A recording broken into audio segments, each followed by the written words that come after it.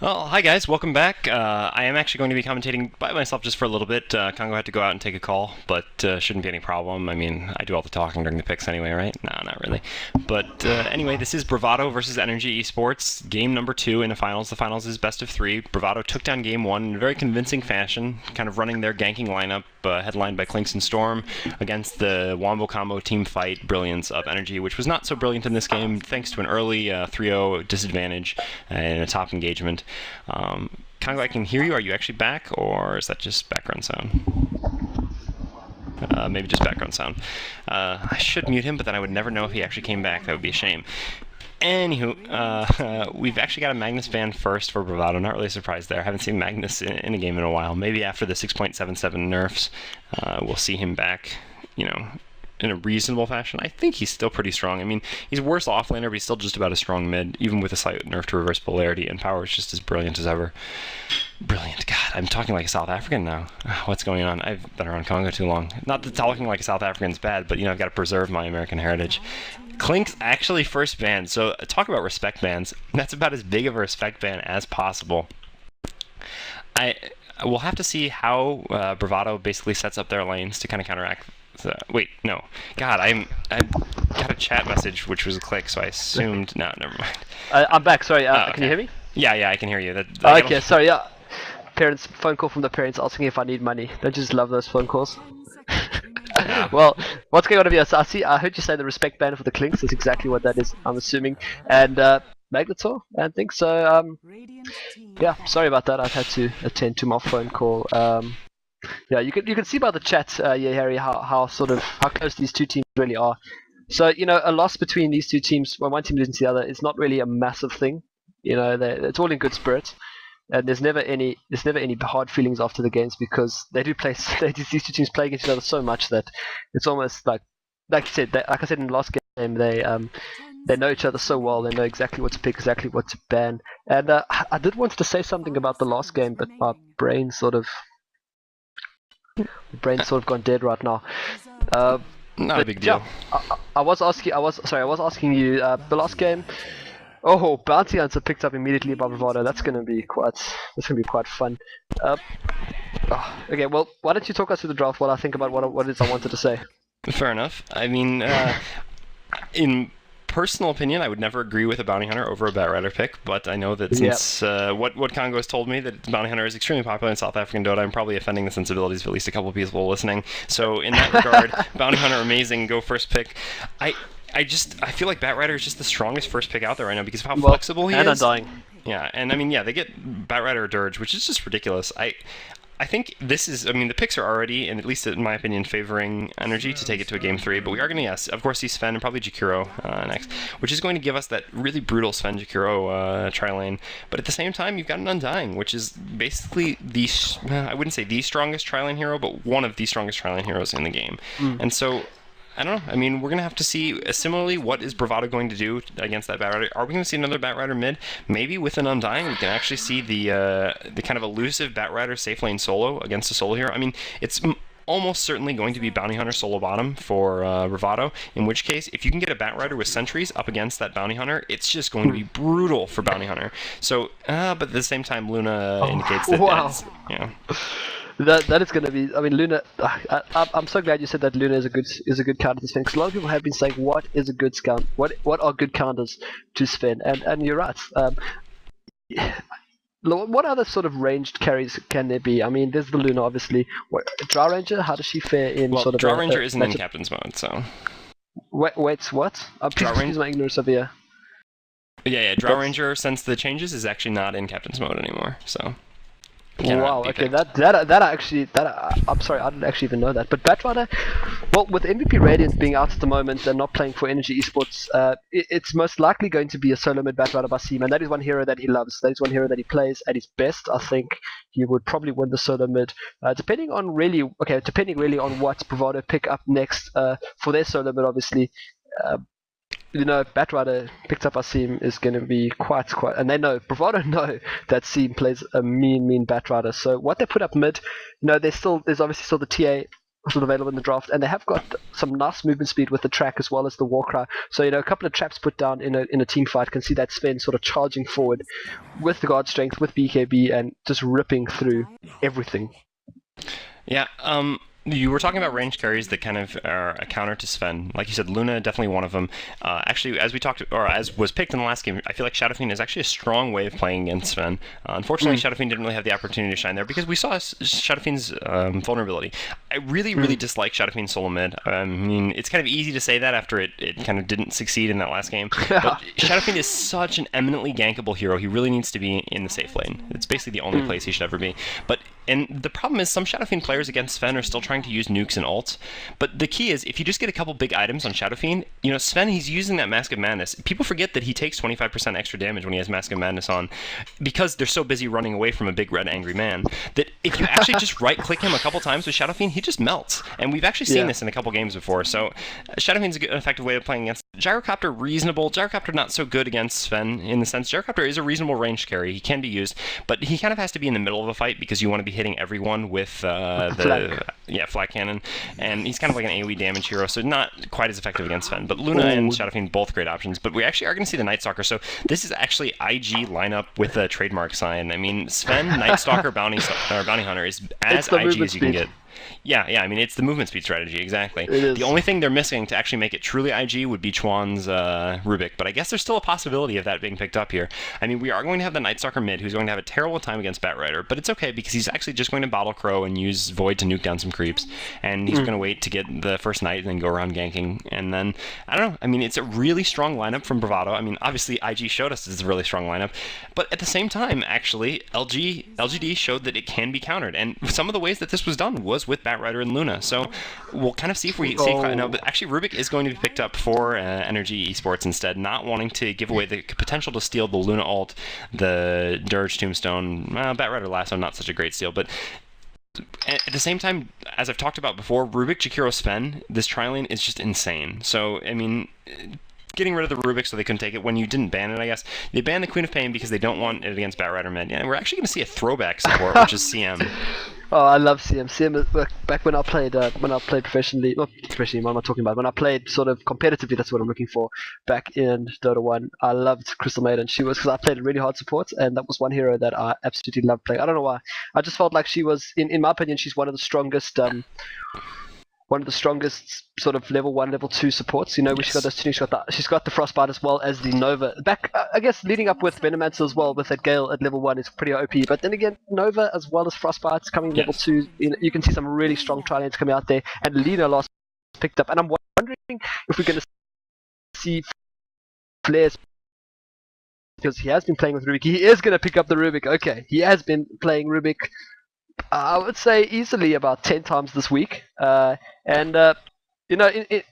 most of the guys this week, they've been all about getting into top line matches, page 1 of top line matches, and he has been up there quite a few times with that Rubik. So hopefully we see some really big plays coming out from him, and I'll talk about the who's playing what as we get into the game. We'll go through quickly in case we see another gang like earlier. Klitzem on the Luna this time. We saw him in the last game ripping with that Luna. Zero playing the Lina, one of his signature heroes as well. Seam on that Batrider, as I said earlier. Flair is picking up that rocking Rubik, and it's going to be Winkster playing the Undying this time as Bravado move bottom with Let's Get Party up on the docks on top of the Bounty Hunter. Nacor playing the 28 Dragon. Sean Ogle this time on the Spin. Ninetales playing the Crystal Maiden, and Scant on the Night Stalker, which kind of indicates that it's going to be a safe lane Night Stalker, or carry Night Stalker rather than the solo mid. So, yeah, the guys are going to get in a little bit of trouble for language. Let me just put that out there quick. That they can't. That's actually a South African. It's an Afrikaans slang term, which means vagina, which is it's a rude way to put it that way. So they're not really allowed to say that. Both teams, one team moving top, other team moving bottom. So no real action coming out over here. Yeah, you. There's a possibility that actually we could see dual lane with Jakiro and Sven, and then the CM and Night Stalker. I guess it's possible, although we'll actually see. They do actually use the Magic Bush to block both the Strong Camp and the Pull Camp, which is a sneaky strategy if they're not expecting sentries basically down the bottom here, which actually Luna already does have sentries on her, so there's a decent chance that's actually going to get dewarded as soon as the Radiant figures out where it is. But I wanted to talk about CM. CM, in my opinion, I agree with you, is the strongest level 2, probably the strongest hero in the game at level 2. But at the same time, Yeah. The reason she kind of fell out of fashion was because she's so effective against jungling heroes, and the jungling heroes just aren't really there anymore. But actually, it looked like Scant might be in a little bit of trouble, but actually, the Lina just barely missing the stun, and Light Strike Array just a little bit slow of a cast time, and Rubik not in position to pull him up. So yeah, Scant is going to be heading towards top, and we're going to see the Jakiro, Sven, solo or dual mid, and then no, it's actually going to be. Wow, Sven just threw. Really early aggression over there. Double damage Ninetales as well. Maybe getting Ghost from Nova level 1. But yep, I love Crystal Maiden. Yeah, I mean, we're going to see the dual Sven with CM this time, and it's actually going to be Night Stalker plus Jakiro top. But again, it's going to be a dual lane against a tri-lane, which is really just not going to be favorable. And we are going to actually, this is really kind of old school, well, not old school, but old school in the new meta, I would say, with an actual a farming tri-lane Undying. This was kind of first pioneered by Empire, who ran this a lot. Since then, we haven't really seen, a farming Undying, usually Undying actually used as support in the tri-lane. But I really like this. I mean, at the same time, because the thing is, in an aggressive tri-lane, you're not really expecting to get very good farm anyway. You're just kind of trying to shut down opposing lane. So with an Undying who doesn't need a ton of farm, he basically just wants his arcane boots and then maybe a pipe or something like that, it's really going to be fine for him. And at the same time, you're really going to I mean, there's no way you can initiate on this lane with 2 ranged supports plus an Undying. You're just going to be in so much trouble. And Strength Hero against Strength Hero. Every time he hits a decay on Night Stalker, it's going to be really difficult for Night Stalker to last hit because he's losing damage thanks to losing strength. Well, I'm still really excited to watch this Flares. He has got a smoke up on him as well, so maybe a little bit of aggression. Being aggressive on the 2 lane mid, it might not be as beneficial as they hoped it would be. I think they might have thought that the Night Stalker would be in that solo mid position. But yeah, you're 100% correct as always. So, sorry, a little bit of action going on over here. We might see a Light Strike Array. Isn't going to Tomb put down as well. This is Decay. Scant could be in a little bit of trouble over here. Those zombies and the slow just doing so much damage. Jakiro can't really do much. Void onto 0 though. Are we going to see another Light Strike Array? Will he be able to get it off? He might be able to get it off. Caught in the ice path. 9 needs to really get it off. He has got, oh, good stun by 0. Could be a double kill. But it's picked up by Wingster as well, as my mate in my room watching claps his hands as he is a massive Energy Esports fan. And Scant's coming back into the top lane, and yeah, so there we saw it. A little bit of aggression, as you said, the tri-lane. It's a fantastic tri-lane with the farming Undying. Yeah, well, and we also just saw once again that this is why tri-lanes became so popular. Tri-lanes beat dual lanes. You cannot send a dual lane against a tri-lane and expect to have favorable results. Yes, you do have Jakiro, the best counter-initiator in the game, but he had actually a very good ice path there, and it just wasn't enough because they were, kind of in such a good position, they can just be so aggressive. Yeah, sure, the Batrider is, and actually should bring up the stats screen now, or the stats drop down now. Batrider is going to get kind of shut down by this dual lane in mid, so I mean, there's a trade-off, but at the same time, the trade-off really, I just don't think is worth it, especially when you consider that with the 2 supports top, like, you can actually leave Dirge alone by himself because he's not going to get killed by Night Stalker Jakiro after he's already gotten this advantage, and then they can actually roam mid and set up a gank mid, and the Batrider's going to go down though. Yeah, see him taking too much damage to drop it down at the same time, and what has been brought in over there, it's a magic stick. It's a magic stick for the Sven. Yeah, one thing I noticed bottom is Katima's picked up that sentry ward to sort of hold the bounty hunter back, which is really what you need against bounty hunter. I guess it's the one thing that kind of stops him from coming forward at 9 creeps and all that jazz. At the same time, I had something to say about this Undying top. Oh, pick up over here, both back down. Not Light Strike Array though. Lena's a little bit out of position. Yes. What I wanted to say. Sorry, what I wanted to say is. It must have been about 5 years ago. I had a girlfriend who made me stop playing Dota, and when I came back, all of a sudden there were tri-lanes, and I was like, "What is going on? What is this? Who thought of this tri-lane nonsense?" Like, I thought it was a joke, and then I realized how actually strong a tri-lane is. And as you said, it rapes a dual lane. I mean, there are very few heroes that can run even solo against tri-lane. In sort of a trade-off situation. But still, the tri-lanes, changed the game completely, I guess.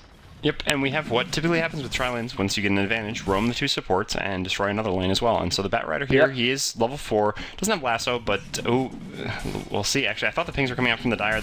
The 2 supports actually should be up on the hill, not coming through the river like this. I don't understand their positioning. Let's see. They're gonna try. Flame Break will be enough. Will Light Strike Array hit? It will, but he's going to be able to get out of this. I don't know. Lots of damage come down, but as the taken down, this Batrider keeps up the kill, and Sean Ogle has 10 charges on his magic stick, can maybe engage again on 0 if he uses that charge. He does use the charge. 0 to attack by the tower. 1 second left on Stormbolt. Sorry, Stormhammer. Man, I need to still learning how to say that one properly. It is Stormhammer, and Seam as well needs to be careful. Has got a regen in his bottle though. Flame Break just to push him back. So, yeah, you're 100% right. They should have maybe gone around sort of to get there, but instead chose to go. Yeah, well, I mean, in the top. end, it worked out regardless, so Yeah. we can judge them. And actually, it looks like Sven, has finally picked up that bottle. I was going to say this, when you're Sven dual mid, I think I brought that up in the previous game, or maybe in the first game, that Sven dual mid absolutely should have a bottle, because it really solves his mana problems, and so he actually does have that bottle flying up to him now. Made sense to get the magic stick first, because you're up against a Bat Rider who's going to spam Sticky Napalm, but now we do have that bottle up on him, which is going to make it a lot easier for him to survive in this lane. And CM can actually rotate bottom and pick up a kill on the Luna. Yep, Krabby up there killing on Luna. That's quite an important kill as well. I mean, picking up the Twisted Maiden mid, I mean, I guess it's a kill. A kill's a kill. But then again, picking up the Luna bottom, who's sort of had almost a free lane up against his bounty at a 28 CS at 5 minutes. Not really what you want, I guess, in a safe lane. But it's better than, I guess, oh, well, it's the top CS in the game. 30 CS in 5 minutes, or well, and actually, 5.5 minutes, I guess it would have been before you get killed there. It's actually really good. I mean, that's not quite free farm, but it's like 75% free farm. So when you're going solo against solo, that's perfectly reasonable. And actually, I want to talk a little bit about this rather interesting pickup on the Bounty Hunter. He's actually gone for a Orb of Venom, which we don't see very often, but it's pretty reasonable. I mean, if you know you're solo against solo and you want to get, like, so basically you're going to pop out of Windwalk, or Shadow Walk, whatever, and hit the Luna once or twice, and she's just going to run away. But here, you're actually going to maybe get a couple more hits in due to that slow. So it is, a really kind of clever pickup, and Luna actually is running all the way back to the lane now, because I guess she was afraid to not have the TV cooldown up against the Bounty Hunter. I'm not really sure why she decided to make that long run, but this is going to give, I don't know, the Bounty Hunter a little bit of a chance now. And Luna's also actually out of sentries now, so once that one sentry expires, or if the lane gets in a position where that sentry is not relevant anymore, the Bounty Hunter probably has the advantage in this lane, because Bounty Hunter against basically most other solos in a side lane, if you do not have sentries, is probably going to win, because he's just going to spam you so much using Janata and Shadow Walk. Well, Klitzbananas, there'll probably be another sentry being brought up in a minute or two, but he does have the track up now, so he's moving pretty freely through the lane. Tranquil boots as well instead of the usual phase boots, but then again, he's not really being conventional picking up the Orb of Venom, and you're 100% right, he's going to do exactly that right now. Run around the lane, get a hit off of Klitzbananas with the Janata and the Ghost Walk, or is it called Ghost Walk? I mixed up, it is Shadow Walks, right, man. These guys changing. Next level, we need TV's bottom? Yep, gonna happen. TP's down, support, Klitzbananas a little bit trouble there, gets picked up, put down Riddick. He does have his alternate, but he can't use, doesn't have his sentries down as well. At the same time, Batrider picks up a kill mid, and he could pick up another kill as well. Sean Over a little bit of trouble. Does he have his Lasso? He did use Lasso right now, and trying to get a couple of sticky napalms down as as Bounty Hunter makes his way out of the tower range. Some really impressive Sixth Sense coming out from Klitzy Bananas there. I don't think he actually saw it, although there's a slight chance he did. I mean, he double damage on top of Sven. He's going to chase down. Is he going to chase down though? 2 charges up on Napalm. Flame Break's going to send him back. Oh, he needs to be careful of your Flame Break. 1 second down. 3 charges of Sticky Napalm at level 4. You got to be careful with that stuff. But Nightstalker's coming as well. Good silence onto Zero, but he gets the Light Strike Array off first. Now need to be careful too. Really low HP heroes over here as well. Nova going down. Ninetales getting a little bit of trouble in range of the tower. Good Dragon Slave as well. Another good Light Strike Array by Zero. 2 charges of Sticky Napalm now on the double damage Sven. He needs to get away from here. We might see another Dragon Slave coming through. Oh, we're going to see it. Oh, so close. Needs to bottle up and maybe get out of here.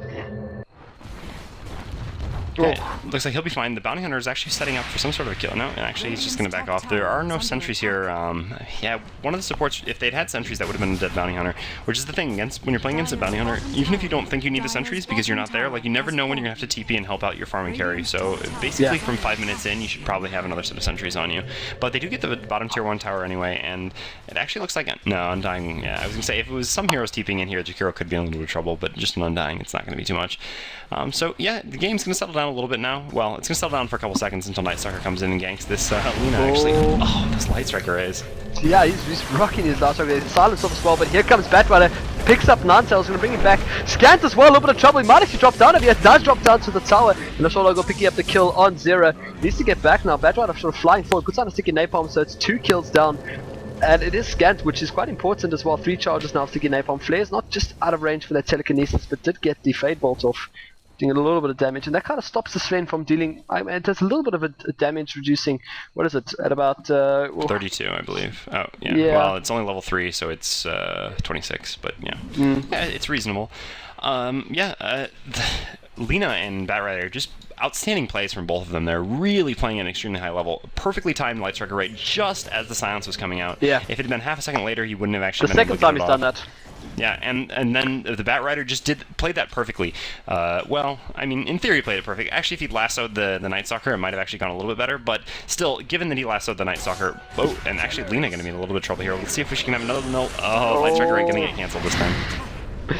Yeah, no luck this time. Could maybe run into the creeps. Nope, second down by the Bounty Hunter. With that Orb of Venom, you can see it making sense right now.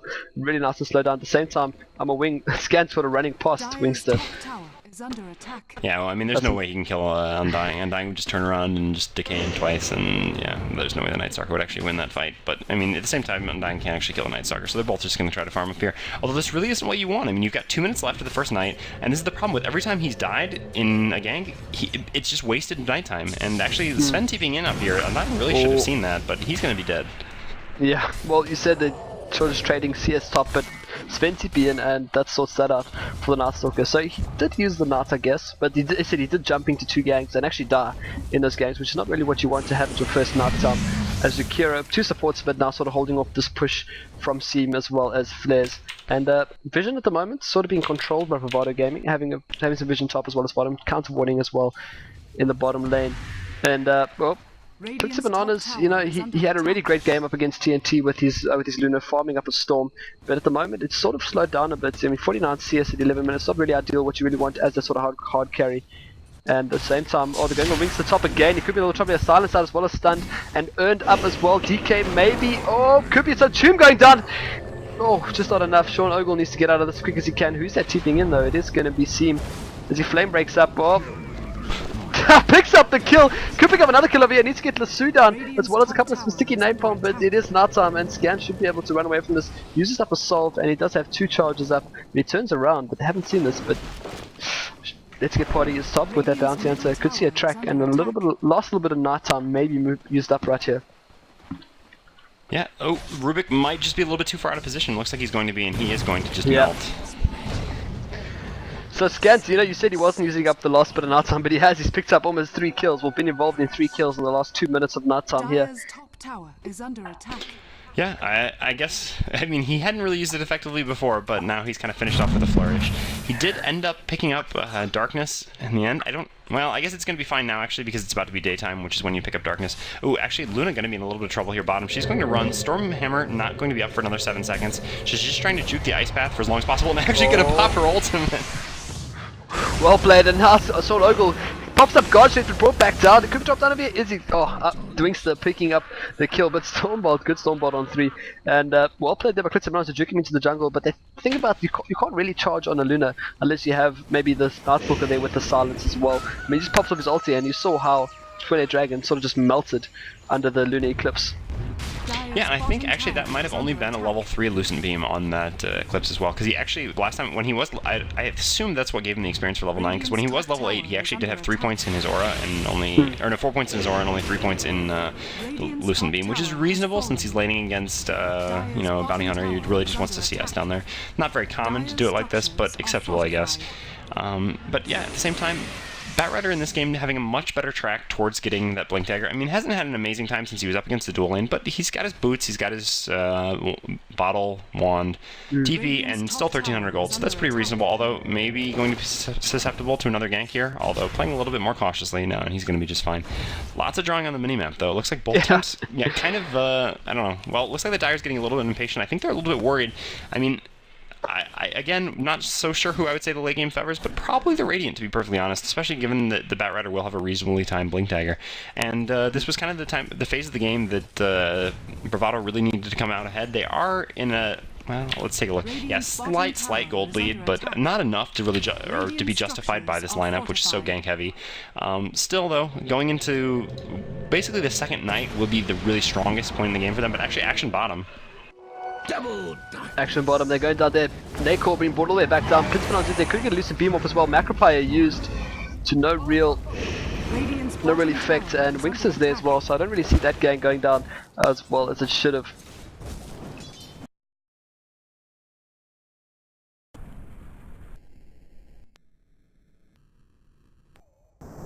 Yeah, I didn't really. Did you see what happened there? I mean, were they just kind of diving the tower and there were TPs? I was actually watching mid. I thought when the darkness went down, I thought they might go on mid. I just want to 1 second. Sorry, 1 second. Okay, well, I just got a result in. It is TNT who took 3rd place and ASF taking 4th place. Sorry, they just came and confirmed that now. So, okay, well, sorry. Okay, and to be honest, yeah, I didn't really see what happened bottom over there, but I kind of assumed there would be a big gang going on in the middle of it. Darkness, you think Darkness kind of wasted a little bit over there? Yeah, certainly wasted. And I mean, not only do you waste that cooldown, which means basically for the next 2 minutes, he really just can't do anything. He's pretty useless without darkness during the daytime. Obviously, given that he's Night Stalker, but understatement of the century. But not only is he going to be pretty useless. Ooh, is that a stolen track? Let me click. Yeah, that actually is a stolen track. So that's going to be great for Rubik. Track down up onto Kira over there. They're getting a little bit of vision over there as they try to charge down this tier 1 tower. Wingster's there, saving up Tomb for that big charge down. And it is Ninetales and Jakira defending, but Let's Get Potty is there, and there's a Sentry Ward down as well in case he tries to sneak up onto the Radiant. And Pittsburgh sitting forward, gets tracked up as well. Kind of weird, he's kind of just like sat there. And we're going to see a track. There's a track up on the Bounty Hunter. They won't really engage over here, but there are 5 heroes committed to mid right now. Scans for the Macropie going down, but now they might charge forward. It is Wingster who goes, puts a Tomb down, Decay as well. Luna, Eclipse being used as well, and it could catch out. Oh, Ninetales just making out, so a trade. Not a spell to use for 1 hero as well. Here comes Fen out from the side. They're going to make their way back down. Is he going to get a start up over there? He could be low charging right past Humano, taking out a Clitzer Banana's going to drop down there. Oh, Flame Break pushing him back. Clitzer Banana's still there. Could pick up another kill. He has got an earn on him though. Scat needs to back up now, and it is getting picked up by Let's Get Party. Scat picked up and put straight back down onto the Decay as well. And oh, is he going to drop down? Is he going to get out of this? No, he's taken down. And Seam dominating Batrider. You said it, Harry. You said that Seam could get out of control. He has enough almost for his Blink Dive, and it picks up an Invis Rune as well. And things starting to go the way of Energy Esports as they really good dive over there, picking up 2 heroes, but you know, it's 2 important heroes that they really need to get down, the Sven and the Night Stalker. Yeah, and at the same time, it's kind of a repeat of the last game in the strategies employed. I mean, Bravado going once again for the ganking lineup. I mean, it's that movement speed lineup we talked about, but it really is based around ganking. Ooh, although maybe there's going to be a little bit of action mid, so not actually the opportunity to talk about this as much as I would have liked.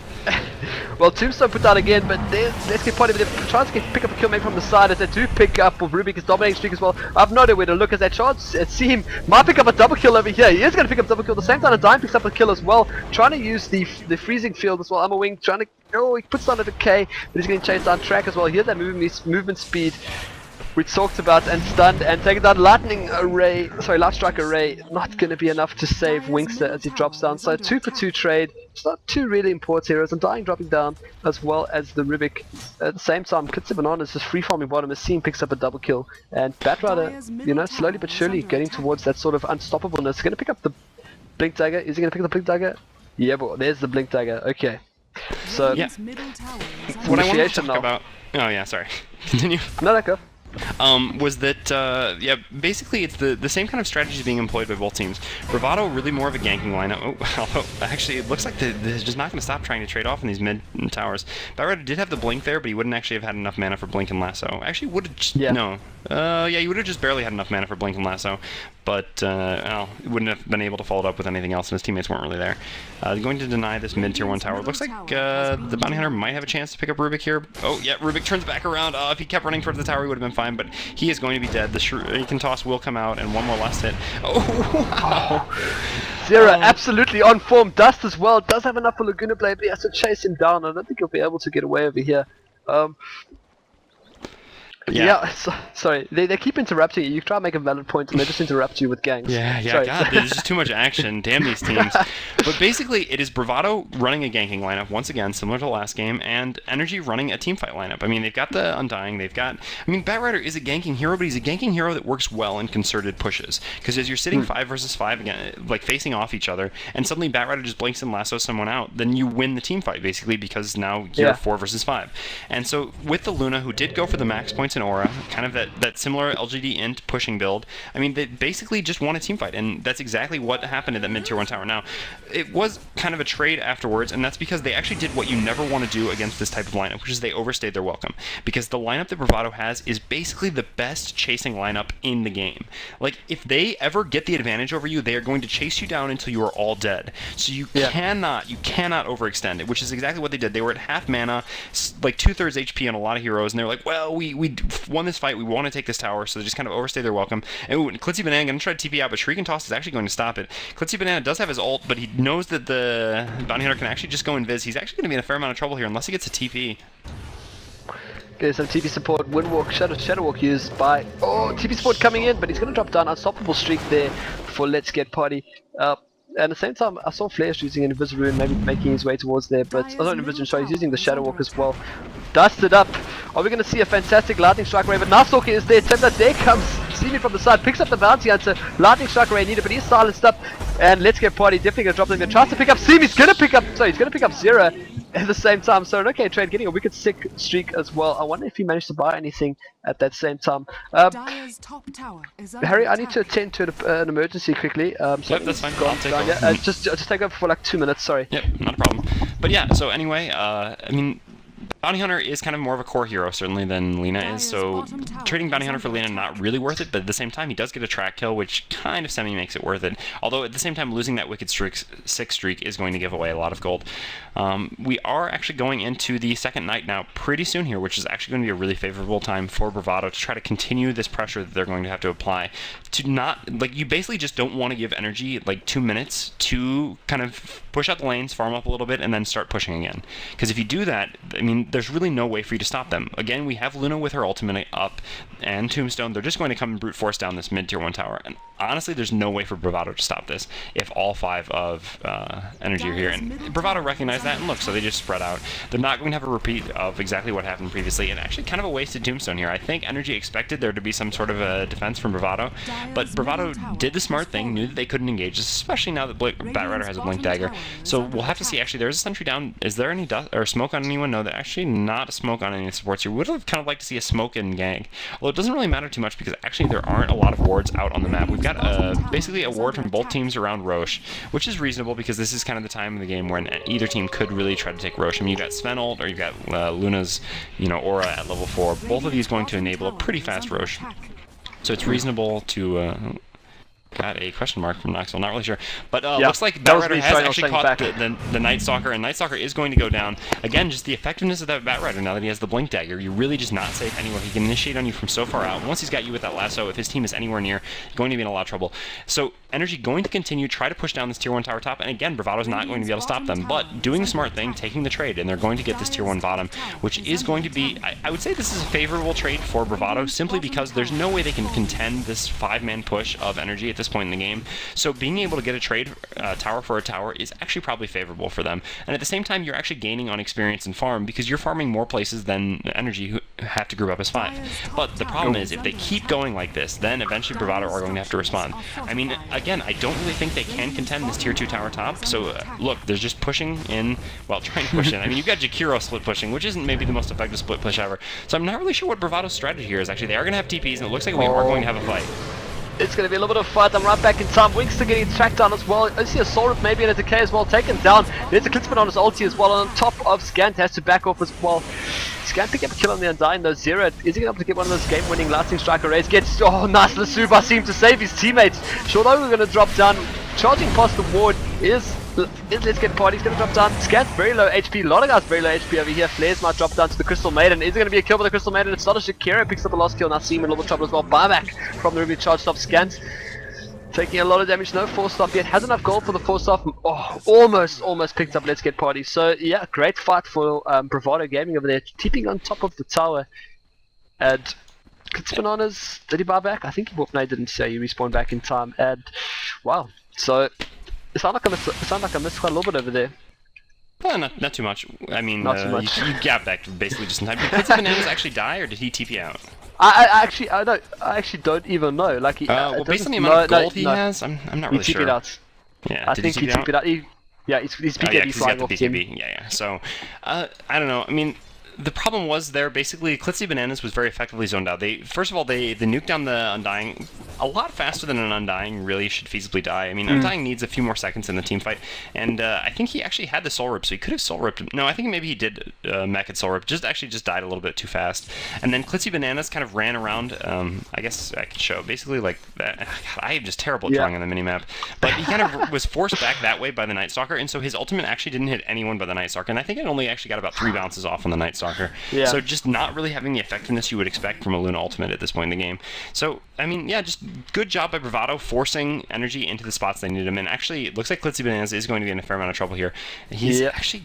It's kind of risky to be this far out. Yeah, he does have BKB, but he has no TP. So, yeah, he's going to see the rotation. He should pop the BKB now and just start running. Oh, just in time, BK beat up. Klitz jumps off the track as well, and now some TP support coming in forms of Seam. Smoked up as well, charging forward. They have got a gem up now, so they may be able to pick up 1 or 2 heroes. Sean Ogleson outside, good! The last part down on 3, so much damage pouring out right now. Klitz Bananas could drop down, doesn't have 18 seconds to his ultimate. Seam jumping out a lot of damage as well. Wingster gonna drop down as well. Is he though? BK beat up, guard strength.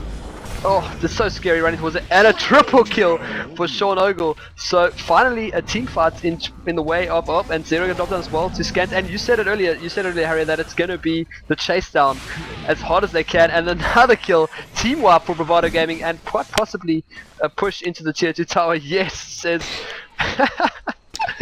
yes, says Flares, and yeah, you said earlier, it's the chase down strat, and that's kind of exactly what they did right there. They sort of chased them down and picked them off as hard as they can. Well, I mean, that fight all really comes down, it's all positioning. I mean, Dota is positioning. That's basically like, it's like your capacity to react, watch the minimap, and position yourself well.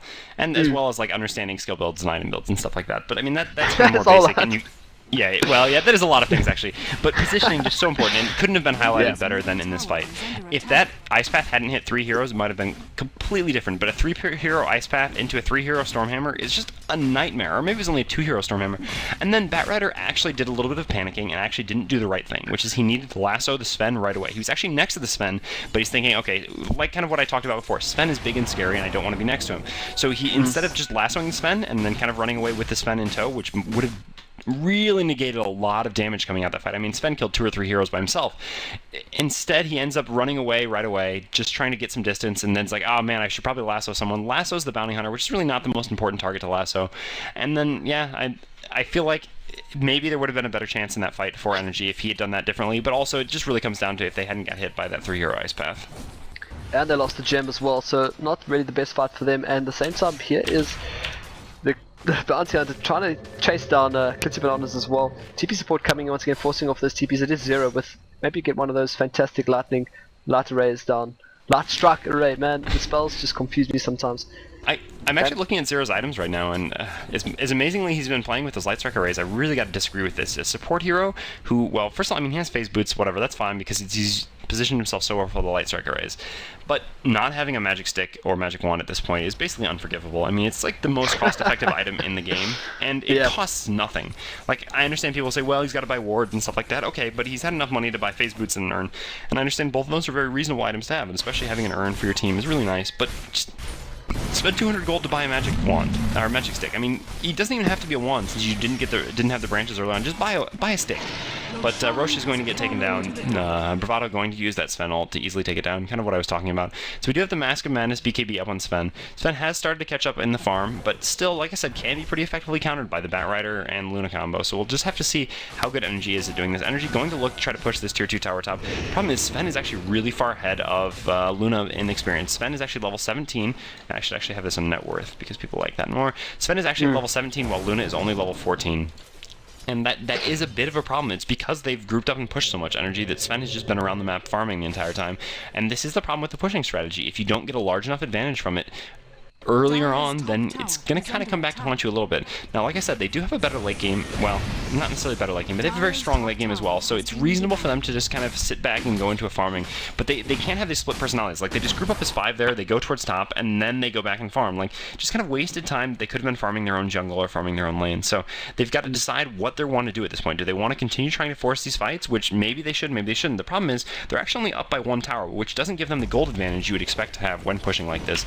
I mean, actually, yeah, if we look at the gold graph, 7,500 gold advantage for the Dire, which basically all comes down to track. I mean, they're up by 3 kills, but a large portion of that is all just track gold. But the really scary thing is if we look at the experience graph, basically a 15,000 experience advantage, which really, again, comes from the fact that Bravado have been farming the entire time that Energy have been grouping up to push. And, wow, nice 4-staff reaction there by the Rubik. Rubik actually is probably going to get out of here. Sven has Master Man's up, but isn't going to catch him, and Rubik is going to be just fine. Yep, a little bit of a smoke gang there by Bravado making their way towards bottom, and we get some of the items as well. BKB now up on the.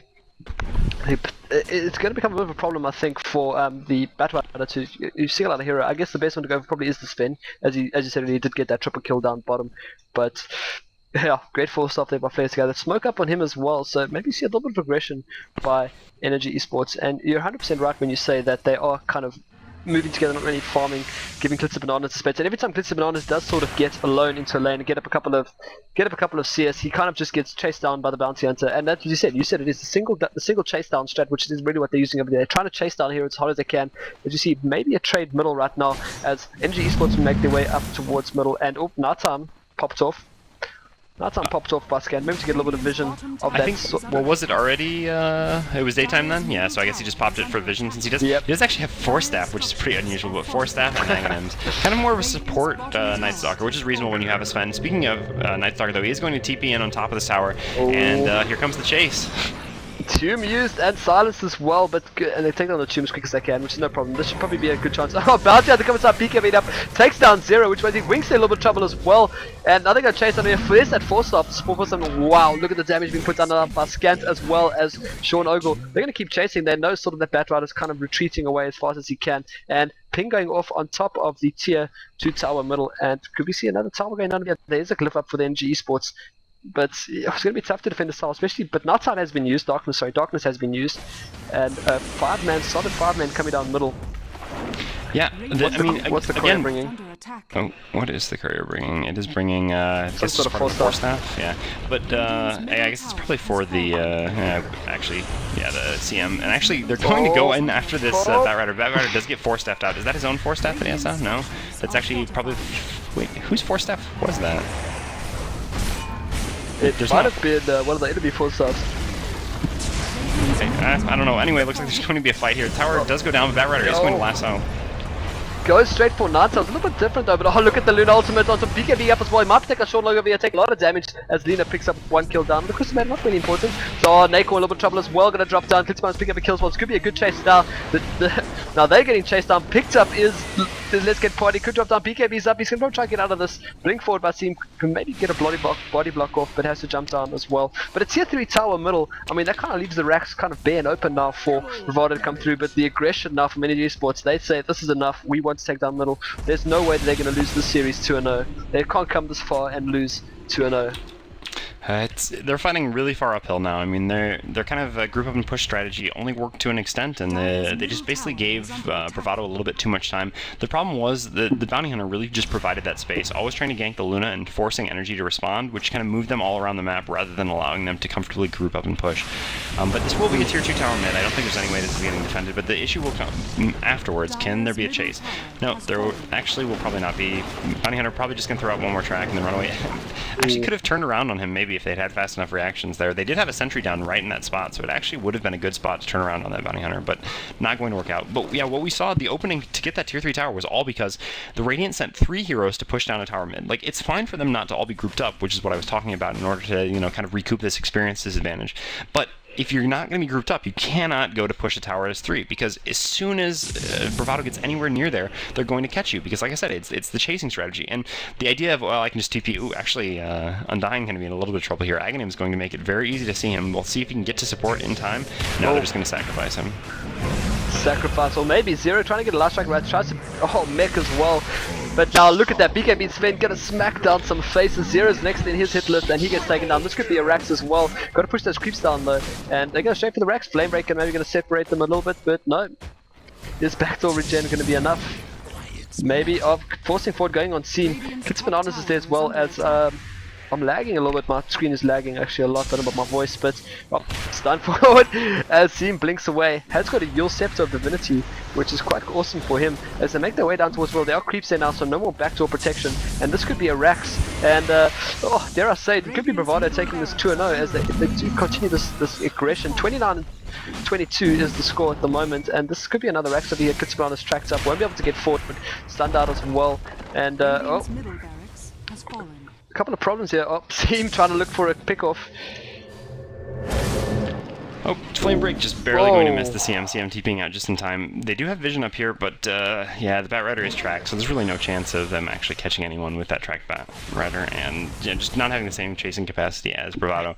And yeah, it looks like Bravado is pretty firmly set to take this game. I don't know, the Undying getting caught out wasn't really Undying's fault. I mean, it's very difficult not to get caught up by an Aghanim's Night Stalker when he has nighttime up, but at the same time, I thought that Energy was going to make the smart decision there, which was just sacrificing the Undying. I guess Undying doesn't have buyback, I don't think.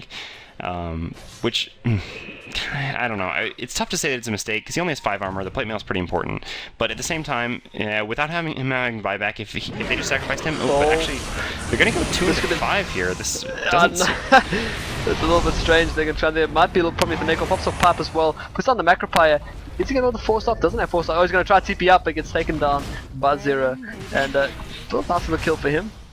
Yeah, being a little bit over-aggressive there, but not going to be too big of a deal. Losing Jakiro is not going to dent them in any way. I mean, he'll be back up in time before any sort of push can materialize, and the farming heroes are still alive, so they're not actually losing anything by having him dead, so it doesn't really matter that much. But like I was saying, I mean, the smart move there by Energy was to just sacrifice the Undying, let him die, and then try to defend with 4, but it probably wouldn't have worked without Undying. They're really reliant on Tombstone, although Tombstone only have moderate effectiveness now with a Sven BKB.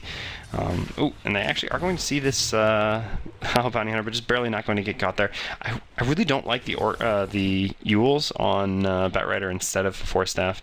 I mean, I guess I get the idea, which is that, you know, it kind of prevents Sven from destroying him, and I'm not really sure on this because I've actually never done it before. I'm not sure if you can lasso someone then Yules yourself. I'm going to guess you can, which is probably why he picked this up, so that he could lasso That's Sven. strange. I really thought of that. Yeah, I'm going to assume that's his plan, is basically to lasso Sven and then Yules himself. Otherwise, it's just a Yule Sven if BKB wears out. Because, I mean, Sven, you know, Sven always picks up BKB as the first item because it's basically the most important item for him, and because he's a strength hero, so it actually provides very relevant stats for him. But the downside of that is that it means he will eventually run towards very short BKB, and he's actually already down to 6-second BKB. So I guess you could also Yules the Sven, or you can Yules the... No, you actually can't Yules teammates, so...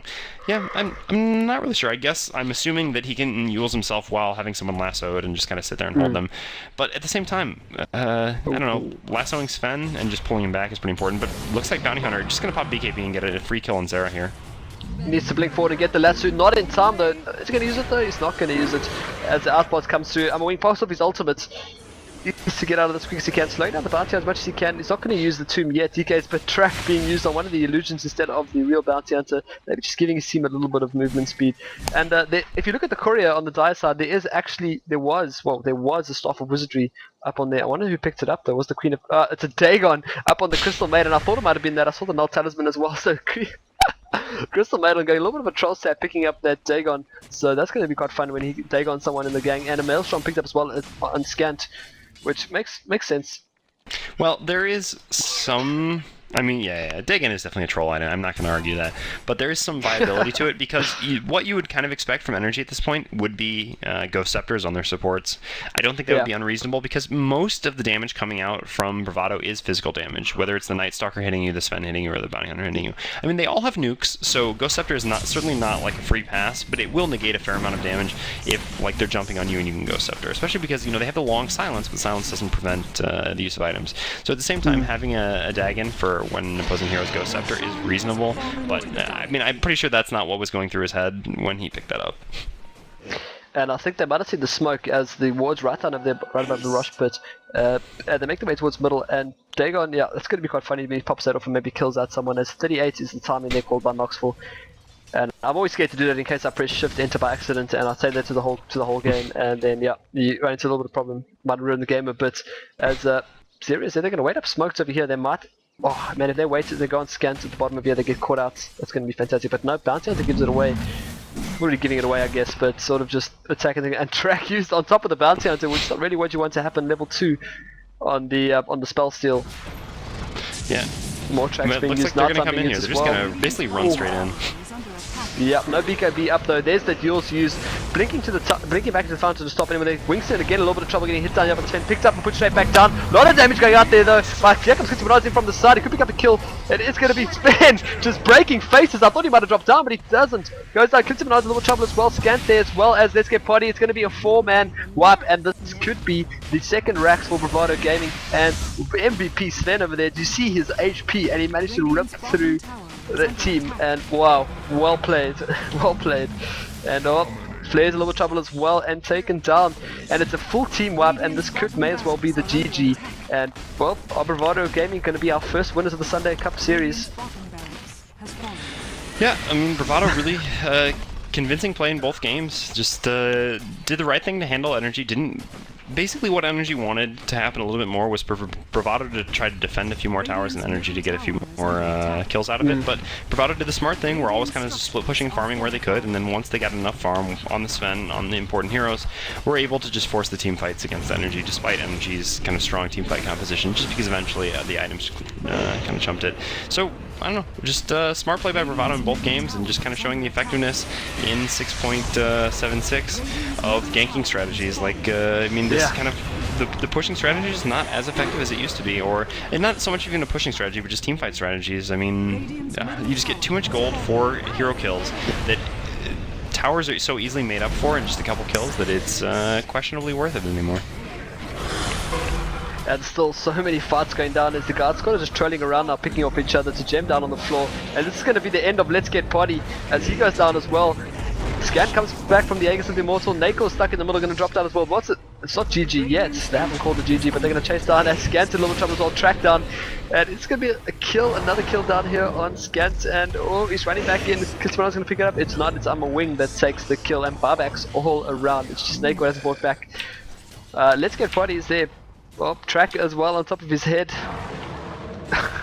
Zero trying his hardest to clear up the creep wave as here comes Team charging forward, blinks forward, Yules up into the air, onto the flame break. Does he get the right one? He does get the right one, and this could be the... No, he picked up the... Got the illusion, that's not what he wants, he went straight for the illusion. He's going to bring him down as well as Sven is charging all red and angry straight towards Summer Wing, and he's down 2,500 crit. It was a big crit over there. And 900 crit as well. Whoa! 1,400 crit.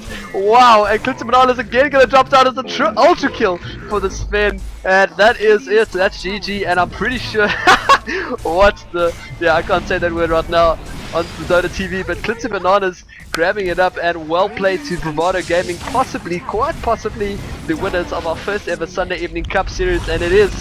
It's GG called, and wow, what a couple of games. 40-29 is the final score. Gold graph, you know, not even going to talk about that. It was huge. It's about a 27,000 lead.